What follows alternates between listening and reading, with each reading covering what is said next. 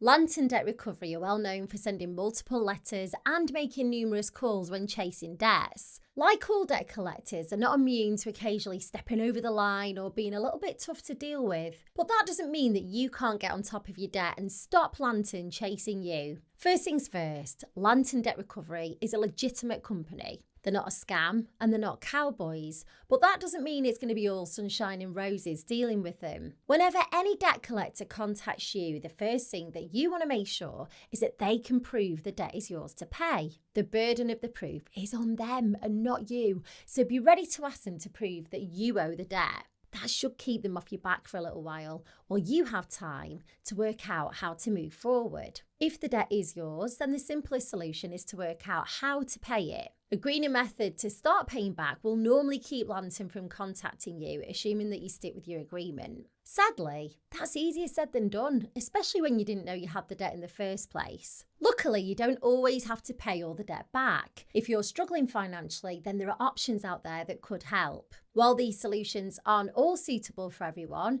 you might find one or two that could work well for you. I'll run through them quickly here. First up, debt management plans. They're an informal agreement that you make with the creditors to pay back your debts at a lower, more affordable rate. Normally that means paying less each month, but over a longer time frame. The catch is that you can't include all your debts in a debt management plan. So credit card debt, personal loans and an overdraft, they can all go in, but court fines and mortgage arrears sadly can't be part of it. Next, there's debt relief orders. They freeze your debt payments for a full year, and then if your situation hasn't changed after 12 months, the debt's written off. You make no payments towards a debt in 12 months and interest isn't added.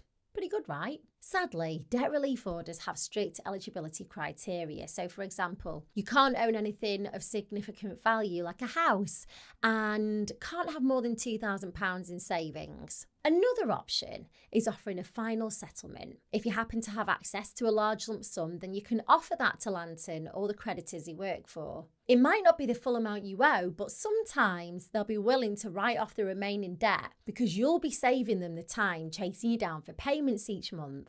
Unfortunately, getting your final settlement offer agreed might not be that simple, and Lantern or your creditor could simply refuse. Individual voluntary arrangements are another way to deal with Lantern. It's a formal agreement between you and your creditors to reduce your payments to one simple payment each month. It lasts for 5 years, and at the end, any remaining debt is written off. Again, like with all these options, there are catches. IVAs are legally binding, so you'll need to keep up with these terms that you agree to. Otherwise, you could be back to square one with Lantern. But all the time it's in place, you shouldn't hear from Lantern. Bankruptcy is probably the most famous option. You may already know, but with bankruptcy, all your assets are reviewed and some may be sold off to pay back your debt. After a year, any remaining debt will be written off. And like with an IVA, during your year of bankruptcy, you shouldn't hear from Lantern. Of course, bankruptcies have some obvious downsides, mainly that some of your belongings may be sold to pay for your debt